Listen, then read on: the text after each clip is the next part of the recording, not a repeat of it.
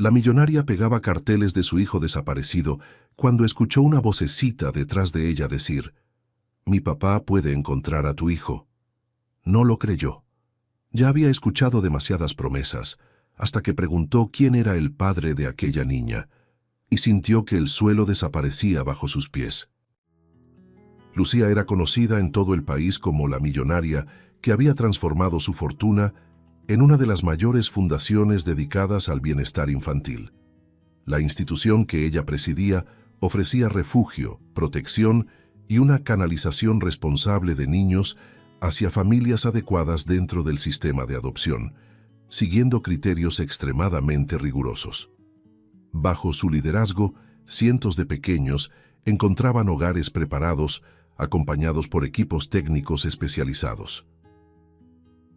Su hermano mayor, Gustavo, era su mano derecha en ese proceso selectivo, alguien en quien confiaba con los ojos cerrados.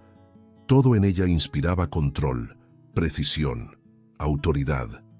Hasta 6 meses atrás. Desde el día en que su hijo, Ezequiel, un niño de 10 años, se evaporó de la mansión a plena luz del día, sin ruido, sin testigos, sin una sola puerta forzada. Desde entonces, Lucía vivía con un hueco en el pecho. La desaparición transformó a la mujer imponente en alguien que se movía como si cargara un peso invisible. Despertaba con la sensación de que Ezequiel la llamaría al doblar el pasillo, pero solo encontraba silencio.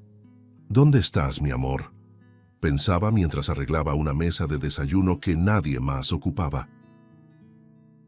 Las noches eran aún peores, porque el sueño traía sueños, y los sueños traían esperanza, una esperanza cruel que terminaba cuando despertaba y se daba cuenta de que el niño aún no había regresado. Pero todos los días, sin excepción, Lucía trazaba una ruta por las calles pegando carteles como quien se niega a aceptar lo imposible. Aquella mañana, el viento soplaba con fuerza, esparciendo los mechones sueltos de su cabello impecablemente recogido. Lucía fijaba otro cartel en la parada del autobús, con las manos temblando levemente, cuando escuchó una vocecita: «Tiene una sonrisa bonita». Se giró rápido, esperando a algún curioso habitual, pero encontró a una niña de unos 7 años, con una expresión dulce y una mirada demasiado atenta para su edad. La niña sostenía un paquete arrugado de galletas y observaba el póster como si estuviera frente a una pintura importante. «Gracias», murmuró Lucía, forzando una sonrisa cansada. Pero la niña no apartó los ojos de la foto. «Parece un niño bueno». Lucía respiró hondo, intentando mantener la postura que había aprendido a sostener en crisis públicas. Pero ahí, frente a esa niña, algo la desarmaba. Ya no sé cómo decirlo», confesó, sorprendida de dejar escapar tanta vulnerabilidad. La niña frunció el ceño, como quien entiende más de lo que debería, y respondió: «Lo extrañas mucho». La afirmación simple la golpeó de lleno. Lucía llevó la mano al pecho, invadida por una oleada súbita de emoción. «Siento como si me hubieran partido en dos». La niña asintió despacio, dio un paso al frente y añadió: «Mi papá puede encontrar a tu hijo». La frase quedó suspendida en el aire como una ruptura. Lucía parpadeó varias veces, sin saber si había escuchado bien. «Cariño, tú no entiendes. No es tan sencillo», respondió, tratando de suavizar. Pero la niña mantuvo una postura firme. «Él es muy bueno encontrando personas. Siempre sabe dónde buscar». Lucía sintió algo inquietante. Esperanza, miedo, incredulidad, todo mezclado. «¿Y cómo se llama?», preguntó, más por impulso que por creencia. La niña respondió con naturalidad: «Antonio». El nombre sonó como un eco antiguo, algo que raspó la memoria de Lucía de forma incómoda, como si abriera una puerta que ella no quería volver a cruzar. «¿Antonio?», repitió lentamente, intentando unir cabos sueltos dentro de su propia mente. El corazón se le aceleró de una manera extraña. «¿Puedes llevarme con él?», preguntó, sintiendo una urgencia que no sabía explicar. La niña sonrió de forma ligera, casi orgullosa, y sujetó la correa de la mochila que llevaba. «Claro, está en casa. Ven conmigo». Lucía dudó solo un segundo, mirando el cartel recién pegado que ondeaba con el viento, como si observara su propia desesperación impresa ahí. Luego respiró hondo y dijo: «Está bien, muéstrame el camino». Las dos caminaron lado a lado por la acera, y Lucía sentía que cada paso encendía una nueva ansiedad, como si algo a punto de emerger estuviera escondido justo adelante. La niña caminaba confiada, balanceando los brazos con naturalidad, mientras Lucía desviaba la mirada hacia las ventanas, las personas, cualquier cosa que pudiera darle una pista de lo que estaba ocurriendo. Dentro de sí, los pensamientos se atropellaban. ¿Será coincidencia? ¿Será que...? No, no puede ser él. Pero la inquietud insistía, y mientras doblaban la esquina, Lucía tuvo la incómoda sensación de que, al conocer al padre de esa niña, algo dormido volvería a salir a la superficie. Lucía siguió a Erika hasta la pequeña casa, pero cada paso parecía reabrir algo dentro de ella. El barrio sencillo contrastaba intensamente con su vida de lujo, y ese contraste la inquietaba. El sonido de puertas azotándose, niños corriendo por la calle y autos viejos pasando, formaba un escenario que rara vez presenciaba. La niña caminaba con naturalidad, como si llevara a Lucía a un lugar donde verdades dormidas finalmente despertarían. Cuando se detuvieron frente a la puerta beige, la mujer sintió que el corazón se le aceleraba. «¿Por qué ese nombre me movió tanto?», se preguntó en silencio. Erika empujó la puerta y anunció con alegría: «Papá, traje a alguien». Lucía respiró hondo, y entonces lo vio. Antonio apareció lentamente secándose las manos con un trapo de cocina. Sus ojos se congelaron al reconocerla. El trapo se le resbaló de los dedos y cayó al suelo. «Lucía». El nombre fue dicho con dureza, como quien recuerda de inmediato una herida que nunca cerró. Ella tragó saliva. «Antonio, yo...». Pero él ya había apartado el rostro, dominado por una tensión evidente. Erika percibió el ambiente extraño y se quedó en el pasillo mirando a uno y otro como quien observa una tormenta a punto de estallar. «Papá, ella necesita ayuda. Su hijo». Antonio levantó la mano, pidiendo silencio. «Ve adentro, cariño. Trae tu dibujo. Ahorita hablo contigo». La niña obedeció, pero dejó atrás la sensación de que ese reencuentro no sería sencillo. Lucía mantuvo la postura, pero su pecho parecía a punto de ceder. Antonio cruzó los brazos y sostuvo su mirada con frialdad. «¿Por qué viniste aquí?». Lucía respiró hondo intentando ordenar las palabras. «Yo necesito ayuda. No sabía que eras tú, Antonio. Solo lo supe cuando te vi». Él soltó una risa corta, amarga. «Claro que no sabías. Tú nunca supiste nada de lo que realmente importaba». El golpe fue profundo, pero ella permaneció en silencio. Era momento de enfrentar aquello. «Antonio, por favor, lo que pasó entre nosotros es pasado. Yo ya ni me acuerdo de eso». Él levantó el mentón, indignado. «Ah, ¿no te acuerdas? Entonces déjame recordarte lo que pasó». Su voz se volvió firme, amarga. «Yo era responsable de investigar a las familias en el proceso de adopción. Yo decidía quién estaba apto para recibir a un niño, quién tenía condiciones reales de ofrecer amor, estabilidad y respeto». Dio un paso al frente. «Y fue precisamente por eso que noté que algo estaba mal». Lucía sintió que el aire se volvía pesado cuando Antonio continuó. «De pronto, los niños empezaron a ser enviados a familias ricas que no cumplían casi ninguno de los requisitos, gente poderosa, con antecedentes dudosos, recibiendo aprobaciones sin justificación. Yo sabía que había algo podrido», apretó los puños. «Así que investigué por mi cuenta, ¿y sabes qué encontré? Un esquema criminal, dinero, sobornos, documentos manipulados y el nombre de tu hermano, Gustavo, en el centro de todo». El rostro de Lucía palideció. Gustavo siempre había sido su apoyo, su consejero, el hombre que compartía con ella el peso de la fundación y la responsabilidad por tantos niños. Eso es imposible, susurró. Antonio negó con la cabeza. Te mostré las pruebas, todas y cada una. ¿Te acuerdas? Las puse sobre tu escritorio y dijiste que eran falsas. Me llamaste irresponsable. Dijiste que yo intentaba sabotear a tu familia. Dejó escapar una risa triste. Yo confiaba en ti. Lucía cerró los ojos invadida por el arrepentimiento. El recuerdo volvió nítido. La reunión, los papeles que desechó, la expresión herida de Antonio cuando ella lo acusó de inventarlo todo. Yo me equivoqué, murmuró, pero él continuó, firme. Me despediste.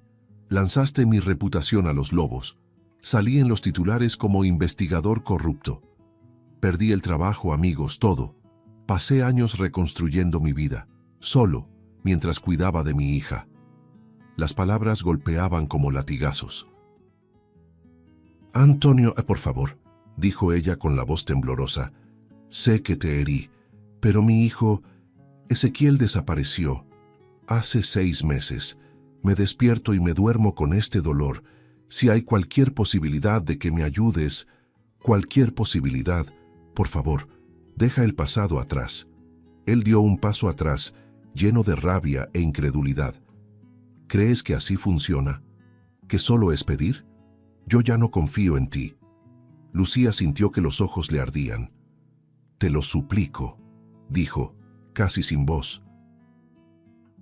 Antes de que Antonio respondiera, Erika apareció en el pasillo sosteniendo un papel de colores.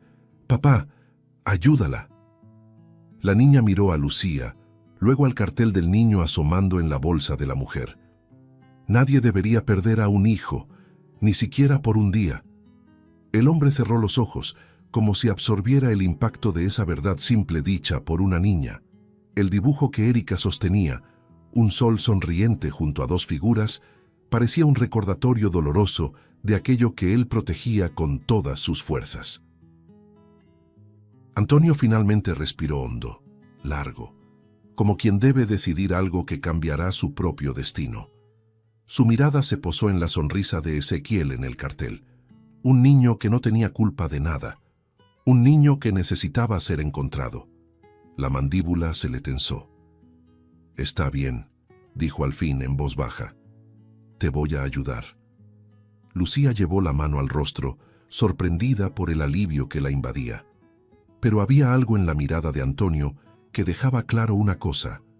Ese acuerdo no borraba nada. Solo habría un camino peligroso e inevitable. Antonio trabajó en las primeras horas de la investigación con una intensidad que recordaba a alguien intentando corregir un error que no había cometido. Sentado frente a la mesa abarrotada de papeles, examinaba documentos con el ceño fruncido, anotaba detalles, tachaba hipótesis, retrocedía y avanzaba de nuevo, como si estuviera reconstruyendo un rompecabezas que ya conocía. Lucía, de pie a su lado, observaba cada movimiento con una sensación de peso en el pecho. Cuando él finalmente levantó uno de los formularios y murmuró, «No, otra vez esto», ella sintió que el estómago se le hundía. El nombre impreso en la parte superior parecía gritarle de vuelta, «Gustavo». La sola visión de esas letras sacó a la superficie algo para lo que no estaba preparada. Con cada nuevo documento que Antonio sacaba de la pila, un nuevo golpe alcanzaba a Lucía. Había registros de depósitos frecuentes, conversaciones internas entre empleados, informes manipulados y autorizaciones de adopción firmadas con prisa, y todas tenían alguna relación con Gustavo. «Mira esto», dijo Antonio, empujando el papel hacia ella con la voz firme, cargada de indignación. «Esta familia fue rechazada 3 veces, luego misteriosamente aparece aprobada, y alguien recibió dinero por eso». Lucía sintió que las manos le temblaban. Tal vez sea un error del sistema, o una verificación mal hecha. Gustavo él siempre protegió a los niños. La frase salió frágil, casi infantil, como si intentara aferrarse a un suelo que ya no existía. Erika, sentada en una esquina de la sala, coloreaba su dibujo con concentración, pero de vez en cuando levantaba la mirada atenta a los adultos. Parecía percibir el ambiente denso, como una niña que siente lo que no se dice. Antonio respiró profundo, girando una pluma entre los dedos. Lucía, ¿te estás escuchando? Los mismos patrones aparecen otra vez. Las mismas familias ricas comprando caminos que deberían ganarse con criterios, y siempre el nombre de él en medio. Arrojó sobre la mesa una serie de comprobantes, todos con cantidades elevadas. Es dinero, es intercambio de influencias, no es un error. Lucía negó con la cabeza, dando un paso atrás. No puede ser eso. Gustavo dedicó su vida al albergue, a la fundación, a las personas. Él sería incapaz. Pero su voz fallaba mientras las evidencias formaban un muro imposible de ignorar. Su rostro mostraba confusión, dolor y negación al mismo tiempo. Conozco a mi hermano desde niña. Él cuidó de mí. Cuidó de tantos niños. Estás interpretando mal. Antonio apretó los labios frustrado. Eso fue exactamente lo que dijiste la última vez. Y mira a dónde me llevó. La mención del pasado lo hizo cerrar la carpeta con fuerza. No voy a vivir esta pesadilla otra vez. Se levantó recogiendo algunos papeles con movimientos bruscos. Aquel día yo también traje pruebas, y tú me acusaste de falsificarlo todo. Dijiste que quería manchar a la fundación. Lucía sintió que la vergüenza le subía por el cuerpo como fuego. Estaba equivocada. Lo sé ahora. Antonio soltó una risa corta y amarga. ¿Ahora? ¿Solo porque tu mundo se vino abajo? ¿Solo porque ahora es tu hijo el que está involucrado? Sus palabras eran filosas, pero cargadas de un dolor real. Tomó la carpeta, caminó hacia la puerta y concluyó. No voy a repetir este ciclo. Buena suerte en tu búsqueda. La frase abrió un vacío dentro de Lucía. Corrió hacia él y sujetó su brazo con una fuerza que ni ella sabía que tenía. Antonio, por favor, no te vayas. Si te vas, lo pierdo todo otra vez. Él se giró lentamente, con el rostro marcado por una mezcla de indignación y dolor antiguo. No confío en ti, Lucía. Ella sintió que el aire se le escapaba. Entonces no confíes en mí. Confía en lo que siempre hiciste, en lo que siempre defendiste. Confía en que hay un niño en peligro. Por un largo instante, silencioso, el mundo pareció detenerse. Erika se acercó despacio, sosteniendo su dibujo con sus manos pequeñas. Papá, ayúdala. Nadie debería perder a un hijo. El dibujo, dos figuras tomadas de la mano bajo un sol sonriente, se balanceaba suavemente en la mano de la niña. Antonio miró el cartel de Ezequiel pegado en la pared, la sonrisa del niño congelada en el papel. Respiró hondo, como si necesitara arrancar algo del pecho antes de hablar. Voy a continuar, pero no por ti. Sus ojos se fijaron en la imagen del niño. Por él, la investigación tomó un ritmo acelerado. Ahora que Antonio había decidido continuar, aunque no por Lucía, sino por el niño desaparecido, se sumergió de lleno en los archivos internos de la fundación y en los datos que había logrado reunir a lo largo de los años. Lucía observaba, con el corazón oprimido, cada expresión de sorpresa, rabia u horror que se dibujaba en el rostro de él mientras surgían nuevas pruebas. La mesa se convirtió en un campo minado de documentos. Estados de cuenta bancarios, correos electrónicos impresos, notas de empleados, autorizaciones de adopción firmadas con prisa. Todo apuntaba a una misma conclusión que crecía, sombría, en el aire de la sala. Fue entonces cuando Antonio encontró un informe confidencial, fechado pocos días antes de la desaparición de Ezequiel. Lo leyó una vez. Luego volvió a leerlo. Su respiración se volvió pesada. Lucía, ven a ver esto. Ella se acercó con vacilación, sintiendo que el estómago se le revolvía. El documento describía movimientos inusuales de Gustavo, visitas nocturnas al albergue de la fundación, encuentros con choferes contratados por fuera y registros alterados de entrada y salida de niños. Las palabras parecían vibrar ante sus ojos. Esto debe ser un error, murmuró, como si insistir en la negación pudiera impedirle caer en el abismo que se abría.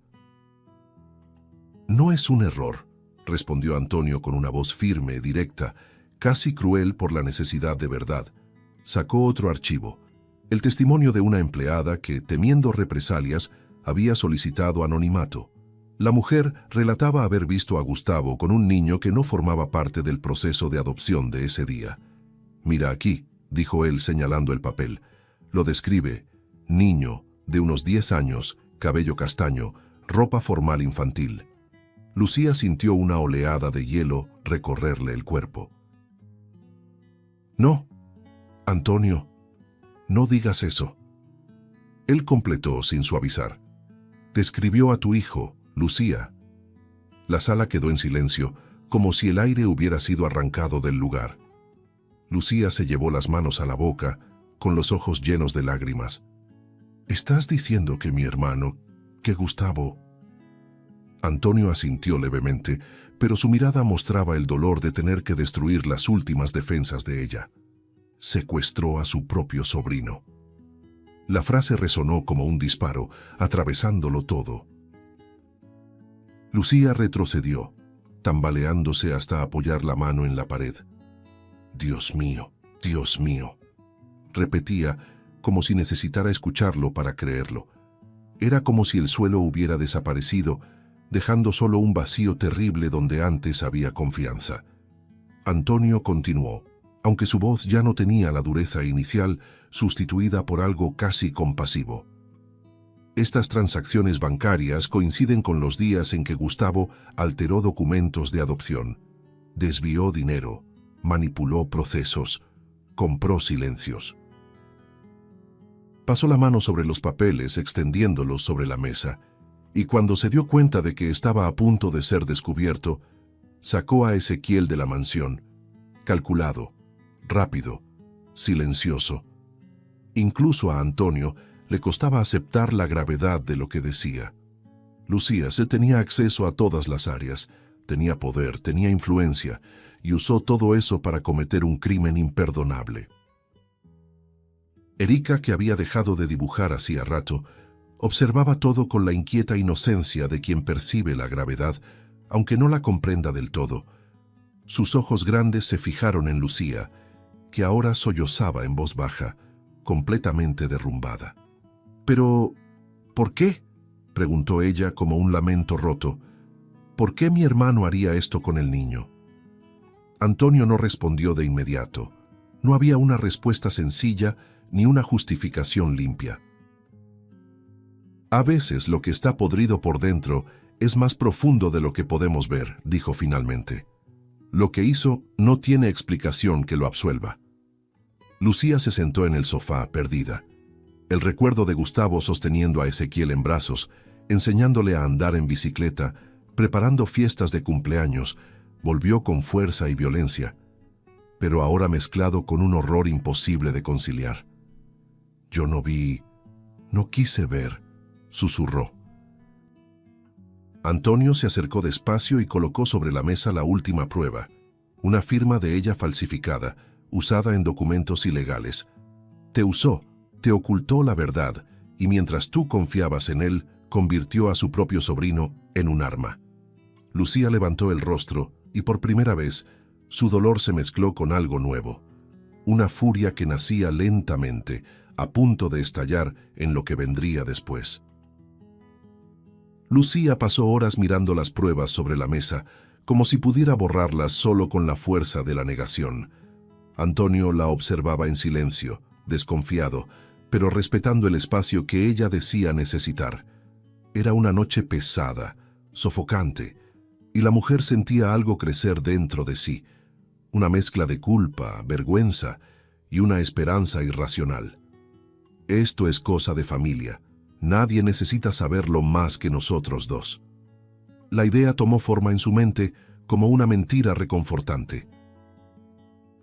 Decidida, con el corazón en llamas, Lucía resolvió que lo arreglaría todo sola, sin policía, sin Antonio, sin la niña que la miraba con preocupación. Se levantó despacio, tomó el celular y dijo apenas, «Necesito respirar un poco», y salió. En el pasillo, su respiración se volvió irregular. Era como si estuviera a punto de cometer un pecado consciente. Marcó el número de Gustavo con las manos temblorosas. Él contestó demasiado rápido, como si estuviera esperando esa llamada. «Lucía, por fin». Su voz llegó melosa, cargada de un peso calculado. «Escuché que tú descubriste algunas cosas». Ella cerró los ojos, intentando mantener la firmeza. «Necesito hablar contigo, cara a cara, pero solo nosotros dos». Del otro lado de la línea, un silencio lleno de sonrisas no dichas. «Claro, hermanita, como en los viejos tiempos». El tono destilaba cinismo. Lucía caminó hasta el auto sin dejar rastro. No dejó nota, no envió mensaje, no avisó a nadie. «Es mi familia, yo me encargo». La frase se repetía en su mente como un mantra roto. El destino que Gustavo le envió era una dirección apartada, casi intencionalmente aislada. Cada kilómetro recorrida aumentaba la opresión en su pecho. Intentaba ordenar sus pensamientos. Imaginaba que tendría una conversación dura, dolorosa, pero aún así civilizada. «Gustavo me amó toda la vida», murmuró para sí misma como si pudiera convencerse. «Me amó, amó a Ezequiel». El galpón apareció ante ella como una sombra deformada en medio de la nada. Lucía estacionó, bajó del auto y respiró hondo. La puerta metálica estaba entreabierta, como si la esperara. «Pasa, Lu», llamó Gustavo, con una sonrisa que no llegaba a los ojos. La recibió con los brazos abiertos, teatralmente afectuoso. «Mi hermanita, mírate. Tan pálida». Ella no respondió. «Tenemos que hablar», dijo, manteniendo la distancia. Él rió bajito, como alguien que disfruta un juego. «Claro que tenemos». «Descubriste mis travesuras, ¿verdad? Siempre tan listas y siempre tan lenta al mismo tiempo». Lucía tragó saliva. «¿Dónde está Ezequiel?», preguntó, yendo directo al punto. Gustavo arqueó las cejas, casi ofendido. «¿Así le hablas a tu hermano? ¿Sin un abrazo? ¿Sin un ¿cómo estás?». Dio algunos pasos hacia ella, pero ella retrocedió. «Gustavo, ya basta. Vi todo. Los registros, las firmas, los depósitos». Su sonrisa se ensanchó, ahora claramente falsa. «Ah, hermanita, siempre tan impresionable». Inclinó la cabeza estudiando su rostro. «¿Qué pasa? ¿Antonio te volvió a convencer? ¿Ese ingrato todavía te manipula? Vine porque quiero resolver esto solo entre nosotros», dijo ella con firmeza, la voz quebrada. «Como familia». En ese instante Gustavo se quedó inmóvil. No lo esperaba. Un brillo extraño cruzó sus ojos, algo entre sorpresa, irritación y triunfo. Lentamente comenzó a aplaudir, cínico. «Bravo, Lucía. Por fin entendiste cómo funcionan las cosas. La familia cuida a la familia». Se dio la vuelta y caminó hacia una pila de cajas. «Y la familia sabe guardar secretos». Su tono cambió. Grave, venenoso. Secretos importantes. Cuando ella dio un paso adelante, creyendo por un segundo que aún existía diálogo posible, Gustavo giró el cuerpo con rapidez.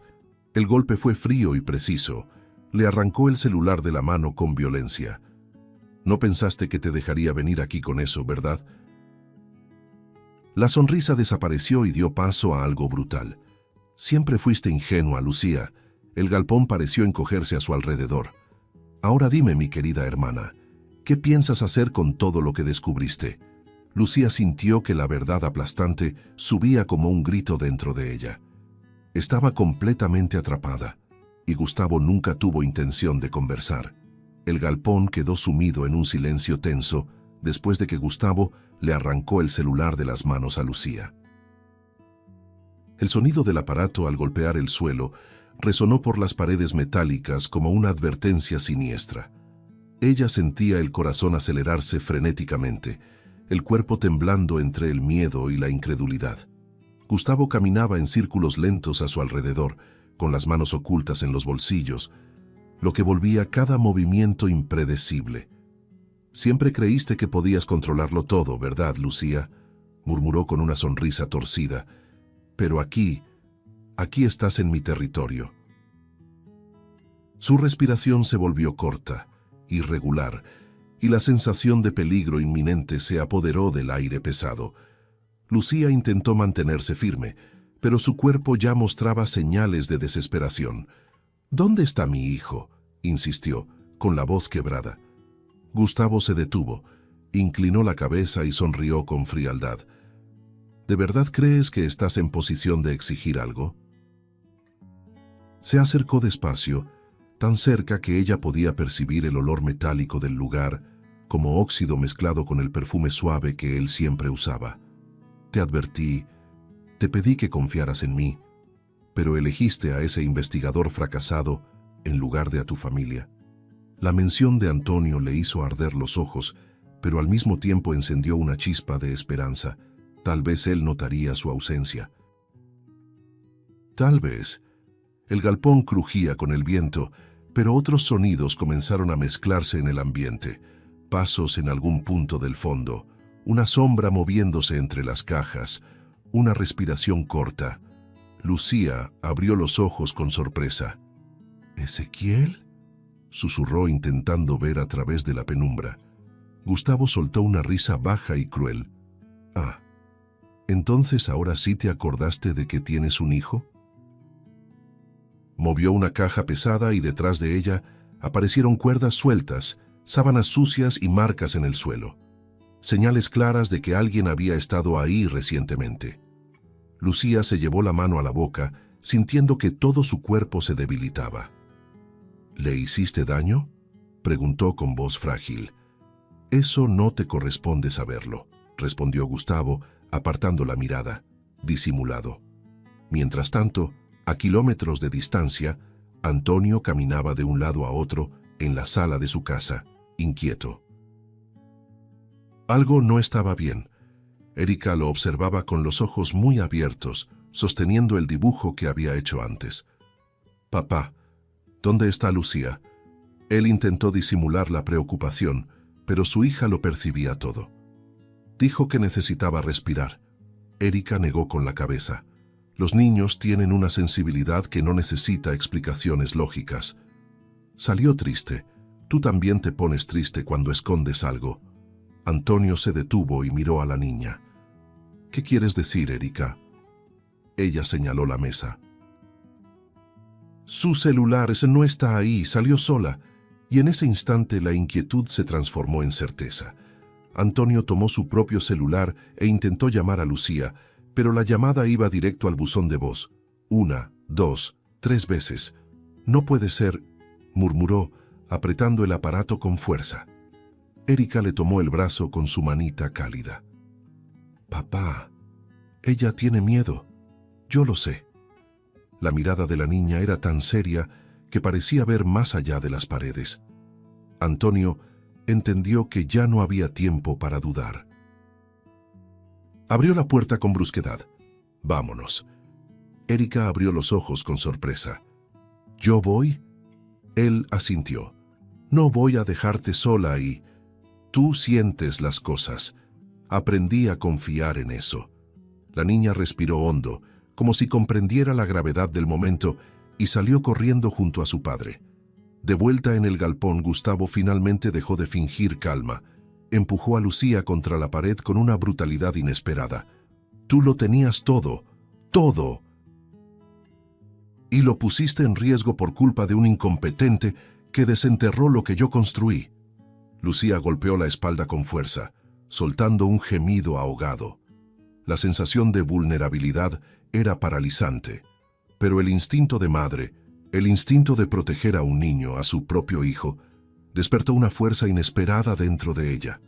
«Tú eres un monstruo», susurró entre dientes. Gustavo sonrió. «No. Yo soy alguien que entendió cómo funciona el mundo». Acercó su rostro al de ella. «Y ahora tú también lo vas a entender». De pronto, un ruido metálico cortó el silencio del galpón. Gustavo se giró de inmediato. Lucía sintió que el corazón se le salía del pecho. Había alguien allí. La puerta lateral se abrió de golpe, haciendo vibrar la estructura metálica. Antonio entró primero, armado solo con determinación y una mirada feroz, seguido de Erika, que se mantenía detrás de él, respirando rápido. La presencia de la niña, tan pequeña y tan valiente, parecía iluminar el lugar oscuro. Gustavo soltó una risa incrédula. Claro, el héroe llegó. Antonio avanzó un paso. Suéltala, Gustavo, ahora. La expresión de Gustavo cambió de burla a algo más sombrío. Jaló a Lucía del brazo, colocándola entre él y Antonio. Da un paso más y ella sufre. Antonio se quedó inmóvil, evaluando la escena con precisión. Entonces, un sonido suave, casi un susurro, atravesó el galpón. Tía Lucía. La voz débil, infantil, venía detrás de unas cajas. Lucía abrió los ojos, sintiendo que el mundo giraba. Instantes después, la pequeña figura de Ezequiel apareció, vacilante, demasiado delgado, demasiado pálido. El niño la miró con una mezcla de miedo y alivio. Mamá. La pérdida de control de Gustavo fue inmediata. ¡Cállate!, gritó, corriendo para sujetar al niño antes de que se acercara. Lucía intentó avanzar, pero él la empujó con violencia. Antonio reaccionó rápido. ¡Erika!, llamó. La niña, con los ojos fijos en el pequeño, gritó el nombre de Ezequiel como si llamara a la luz dentro de la oscuridad. ¡Ven! Fue suficiente para distraer a Gustavo por un segundo, un solo segundo, pero fue todo lo que Antonio necesitó. Se lanzó hacia adelante con precisión, sujetando el brazo de Gustavo y torciéndolo con fuerza. El grito del hombre retumbó en el galpón. El caos estalló en un instante. Lucía corrió hacia su hijo y lo abrazó con una desesperación silenciosa, pasando las manos por el rostro del niño como si necesitara confirmar que estaba vivo. Mi amor, susurraba entre lágrimas. Erika se acercó despacio, como si temiera romper ese reencuentro, pero Ezequiel levantó la mirada y le regaló una sonrisa débil, una sonrisa que parecía comprender que esa niña también había sido parte de su rescate. La policía llegó segundos después, inundando el galpón con luces rojas y azules que cortaban la oscuridad. Gustavo fue esposado mientras gritaba, lanzando insultos incoherentes. Antonio puso una mano firme sobre el hombro de Lucía, ayudándola a levantarse con el niño en brazos. Erika se acercó y tomó la mano de Ezequiel con delicadeza. Lucía, aún sin poder articular palabras, miró a la niña y vio en ella la fuerza silenciosa que la había llevado hasta ahí. Y fue en ese instante, entre sirenas, lágrimas y alivio, cuando Lucía comprendió que la línea entre la tragedia y la salvación a veces depende del soplo de valentía que nace de la voz de una niña. Las primeras horas después del rescate fueron un borrón en la mente de Lucía. Sostenía a Ezequiel como si temiera que volviera a evaporarse frente a sus ojos. El niño estaba débil, tembloroso, pero había algo vivo en su mirada, como si la presencia de su madre reavivara una llama que casi se había apagado. En el hospital, mientras los enfermeros examinaban al pequeño, Lucía permanecía sentada en el sillón junto a la camilla, aferrando su mano con una fuerza casi desesperada. Antonio y Erika esperaban afuera, en silencio, respetando ese momento que era solo de madre e hijo. Y por primera vez en meses, Lucía podía respirar sin sentir que el pecho se le rompía. A la mañana siguiente, cuando el sol apenas se levantaba, Lucía recibió la llamada que lo cambiaría todo. El país entero quería una declaración. El caso del secuestro, sumado a la implicación directa de Gustavo, un nombre conocido y respetado, había estallado en los medios. Reporteros invadían las calles cercanas al hospital. Cámaras intentaban captar cualquier movimiento, mientras comentaristas discutían los detalles con creciente indignación. Lucía miró a su hijo dormido y se preguntó si valía la pena revivir todo ese dolor públicamente. Pero algo dentro de ella, tal vez la fuerza que Erika había despertado, tal vez el valor que Antonio había reavivado, le dijo que era hora de dejar de esconderse. Frente al hospital, se había montado un escenario improvisado. Al subir, Lucía sintió el peso de cientos de miradas y lentes apuntándole. El viento movía su cabello y su cuerpo aún temblaba levemente, pero su voz, cuando por fin habló, salió firme. Mi nombre es Lucía Herrera. Soy madre. Soy presidenta de una fundación que debería representar esperanza. Se hizo un silencio pesado. Respiró hondo. Y fallé. Las palabras resonaron como un trueno.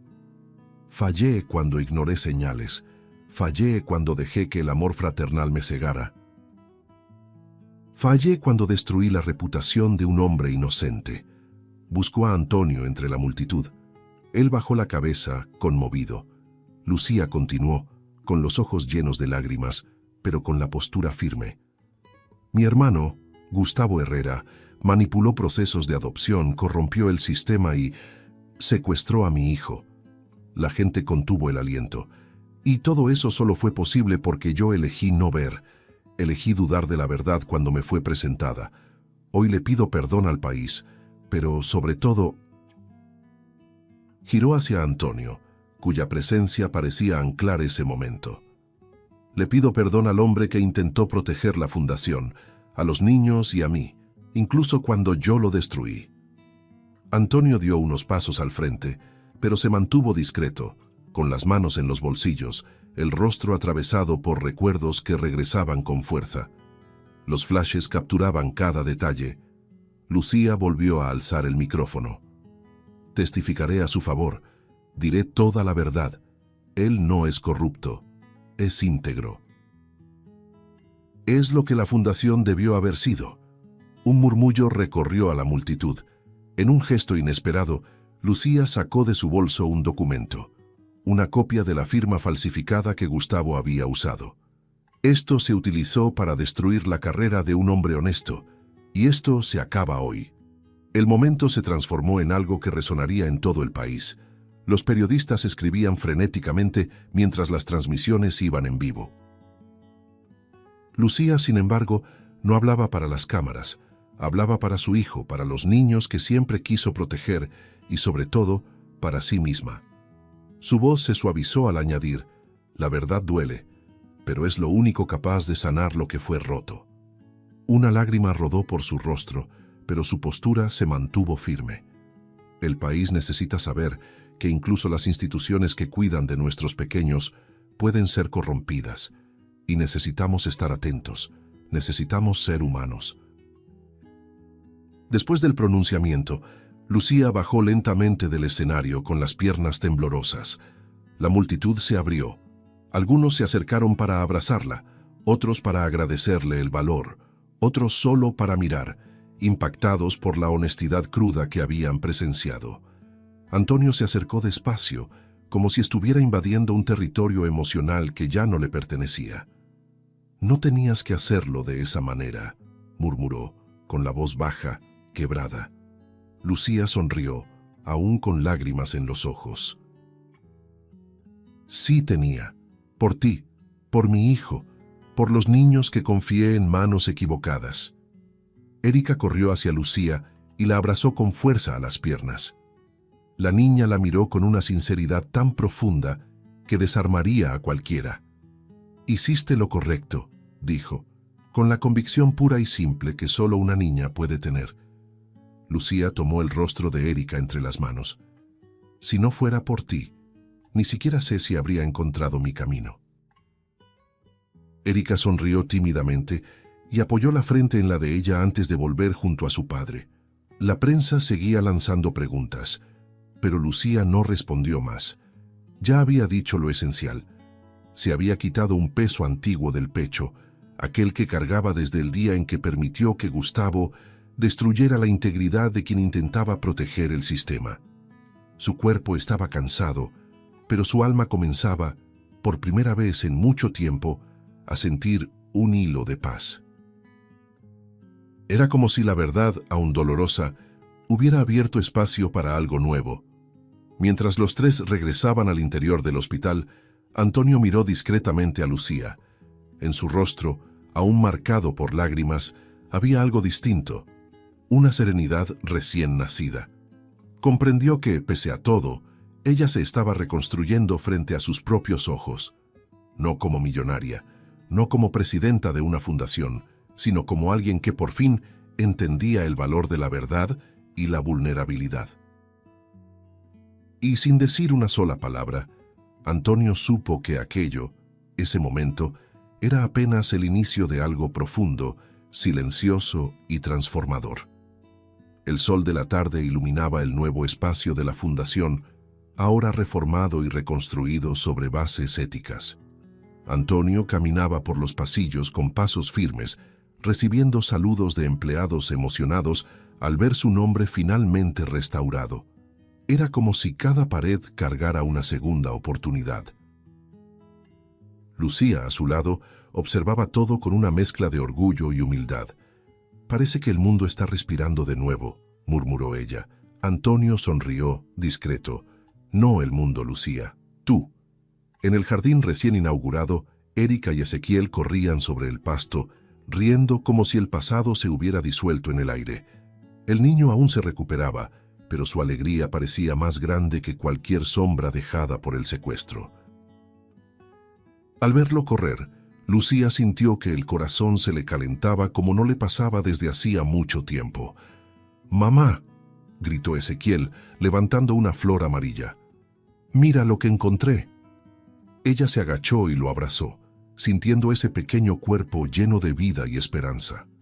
«Es hermosa, mi amor», respondió besándole la frente. Antonio observaba la escena con una expresión serena. Erika se acercó a él y le tomó la mano. «Papá, lo hicimos, ¿verdad?», preguntó con voz suave. Él miró a su hija emocionado. «Hiciste más de lo que imaginas, pequeña». La niña sonrió y apoyó la cabeza en su brazo. El viento recorría el jardín como un susurro nuevo, cargado de sensación de comienzo. Allí, en ese espacio, dos niños habían cambiado el destino de dos adultos rotos. Ezequiel corrió hacia Antonio y se detuvo frente a él, tímido pero decidido. «Tío Antonio, gracias por salvarme». La sinceridad de su voz hizo que Antonio tragara saliva. Se agachó para quedar a la altura del niño. «No lo hice solo, campeón. Tu valentía ayudó mucho». Ezequiel sonrió con un brillo infantil que calentaba cualquier alma. «Pero tú apareciste cuando pensé que nadie iba a aparecer». Antonio desvió la mirada un instante, respirando hondo, conmovido por la fuerza simple de las palabras de un niño. Lucía se acercó, observando la interacción. Sentía que algo dentro de ella había sido reconstruido, no de golpe, sino pieza por pieza. «Gracias, Antonio», dijo en voz baja. Él la miró y en esa mirada había comprensión, perdón y algo que iba más allá de las palabras. «No tienes que agradecer. A veces la vida solo espera que tengamos el valor de volver a ver».